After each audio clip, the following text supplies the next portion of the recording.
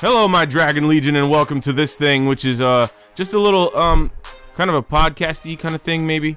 I wanted to get some stuff off my mind and just have something uploaded today, so we're just gonna chit chat. We're gonna talk about stuff, and I have a couple of things that I wanted to talk about here, which I read this thing on BBC News, Stephen Hawking, this AI thing. And I'm Frank the Dragon, by the way. If you didn't already know that, I'm Frank the Dragon. We're going to talk about why I picked the name Frank the Dragon years ago, but now we're going to talk about AI and how Stephen Hawking predicts that it's going to take over the world, and we're going to, eventually undo everything that we've created, I guess. Humans are limited by slow biological evolution. We couldn't compete with these AIs and would be superseded, so eventually we're going to reach a point where the AI is just going to take us over. It's just going to be so smart that it's not going to need us anymore. It's just going to be able to perpetuate itself and just run into the future all by itself. And I thought this was an interesting topic. I just read this one day. I was reading news, and I said, wow, that's really something that we're looking towards, because with all the stuff that we're letting computers run the world's finances and all those stocks and things like that, and look at self-checkout registers. It's a simple thing, but that's killing jobs. That's killing the need for humans to be in that spot. You need one person to run like 10 registers. Look at that kind of stuff. And that right there is not exactly Terminator Rise of the Robots or iRobot type stuff, but holy shit, like when we get a little bit further here, what's gonna happen? We're gonna be taken over by these things, and they're gonna be able to manipulate us and be stronger than us, and possibly be run by somebody else. And then there's these smart cars that can actually drive themselves. What if somebody else gets the power to run your car? All they have to do is hack your car and then run you into a fucking street pole. Well, that would be sick. That's a premise for a movie right there. And also, Stephen Hawking. Another side note, while I'm on Stephen Hawking, though, he likes his robotic voice, and there's a lot of kids that say that they would like his robotic voice instead of a new, I guess, more lifelike sounding voice, more human sounding voice. He's known for it, and he said he wouldn't take that away, but he's fearful about this AI stuff, even though he kind of, I guess the program he uses is attached to his mind and kind of like types out stuff and then speaks it out loud for him. But to me, that's kind of an artificial intelligence. It's working with his intelligence. We're not talking about Intellivision or ColecoVision or nothing like that. We're talking about the development of artificial intelligence could spell the end of the human race, is what he says. That's one of his quotes. And I think that it could be, look at all this AI in video games. All you'd have to do is take that out and apply it to the real world, and apply it to these bots, which are physically becoming more and more advanced all the time. They're developing robots in order to go to crash sites and bomb sites to see. I guess what do they do? What do they take them and they put them on those sites so they can see how bad it is for humans, so that they can actually go back in there. I don't know what it is, right? It's just to search for things and remains of other people. Think about it. I don't know. Yeah. And to maybe stop that area from being so harmful, I guess, is what the real cause is. I'm an idiot, but I'm reporting to you from the most intimate place in the world, my bedroom. So this is my little center for things, and I'm just coming off the cuff, and I'm on Google right now looking up things, and another one of his quotes is, I believe we will remain in charge of the technology for a decently long time, and the potential of it to solve many of the world problems will be realized. That was Rollo Carpenter that said that. Rollo Carpenter. Cleverbot software. Cleverbot is another thing that I want to check out and show you guys, because it's a realistic AI. So Rollo Carpenter was the guy who created this Cleverbot. Cleverbot software learns from his past conversations and has gained high scores in the Turing test, which is a test where you put a woman in one room and a man in another room, and then the third room, there's an investigator. The investigator's job is to find out who is the woman and who is the man, only by questions and answers that he's asking, being sent back and forth from other rooms. So instead of, I guess a woman or a man, they switch it for a man and a robot. Okay? So then you're supposed to figure out which one is the robot by their answers. So, but these things are getting so clever that you can have these realistic conversations with you. You can have realistic conversations with them, rather, and they will answer as if they were a real human being. I think that's amazing.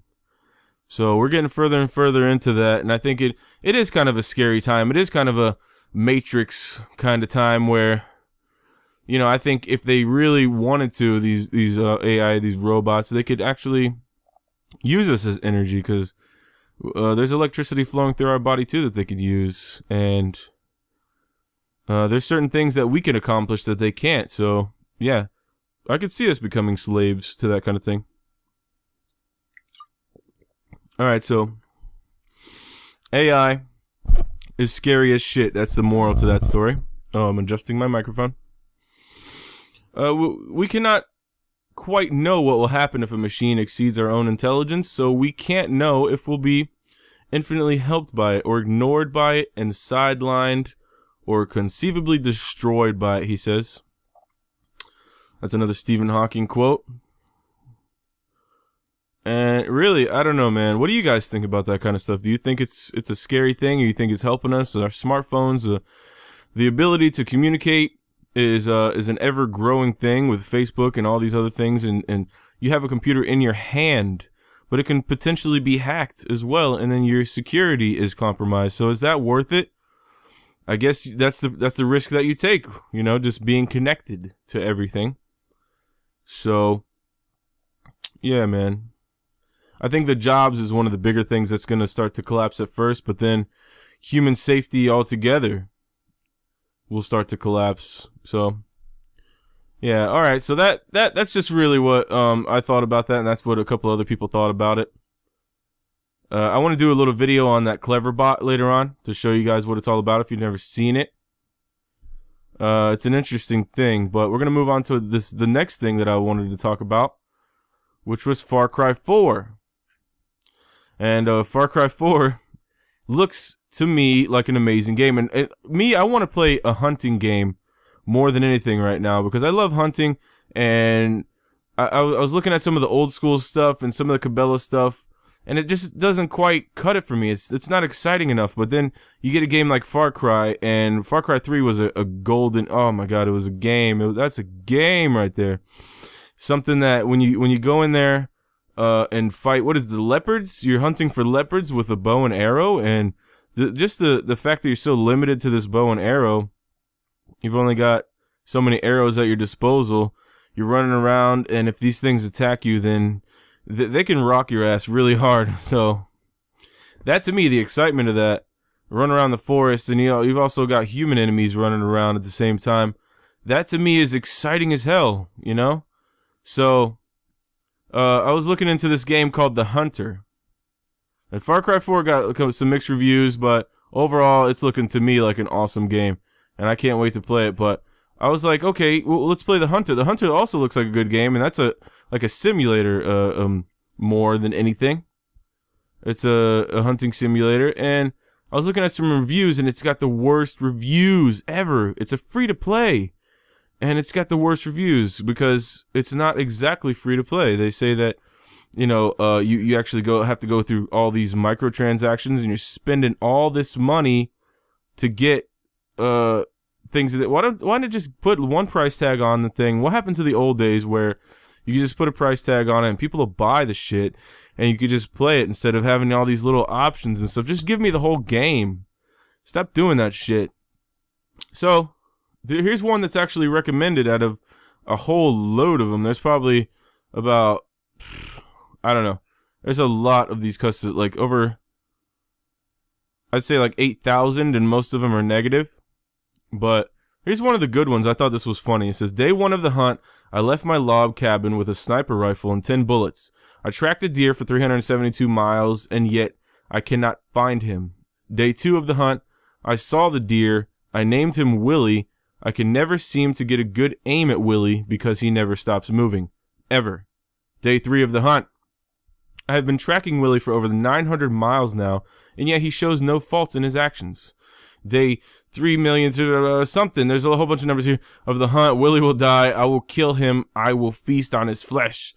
Day blah, blah, blah, even more numbers, 102 something of the hunt. Finally, I am right behind Willie, my scope pointed at the back of his head. This will end now. As I begin to pull the trigger, stop.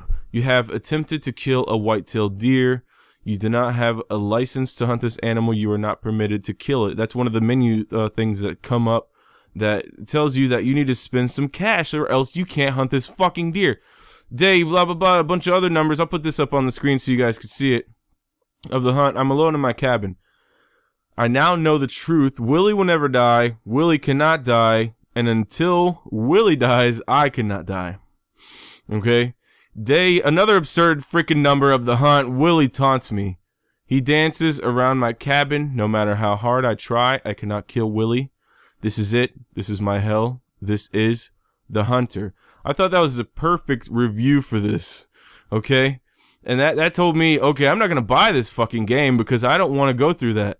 You know, I wanted to have a nice experience, and the videos that I've seen look like a lot of fun, but I can't sit there and spend all that damn money, whatever it is. Whoa, hold on. Okay, I'm looking at it now. All the DLC, $96 for all the DLC that you need to do. The starter pack is $15. So I guess if I want to get started, I spend $15, but 96. What the hell kind of shit is that? What kind of game? This has to be the most orgasmic game ever for me to spend $96. And I guess you can pick the ones that you want to do.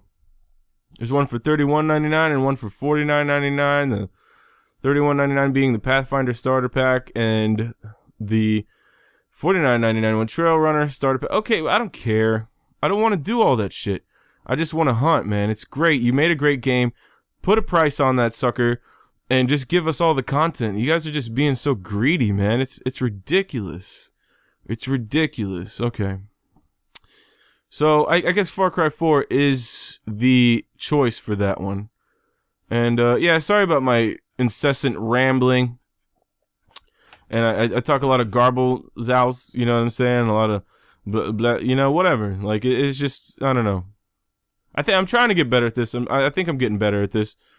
The quality's coming up and all that stuff, and I'm gonna put some nice particles in the back of this since you've already seen that probably, but this is just a commentary. This is strictly commentary just for the sake of commentary right now. And my last thing, I have a competitor that I want to give a shout out to and a kind of warning to. I will come after you, Forever Gamer X. I will come after you, and I will beat you in subscribers, and I'm gonna take your subscribers, which I'm one of your subscribers, so I can't really take myself unless I create another account. But that would be kind of ridiculous, would it not? Yes, I think it would be. It doesn't matter. It's just a little friendly competition, never hurt anybody. So I just wanted to do a little rant on stuff and these couple things that were on my mind and a couple things that I've read and pass them on along to you guys, and hopefully you guys, you've listened to this and you love this, and I want to remind you to game hard and game often, and that's one of his sayings at Forever Gamer X, and I'm gonna get you, boy. You understand? But hey guys, y'all have a good one now, okay? And wherever you are, whenever you are, good afternoon, good evening, and good night. Skiddly dinky, bye-bye now.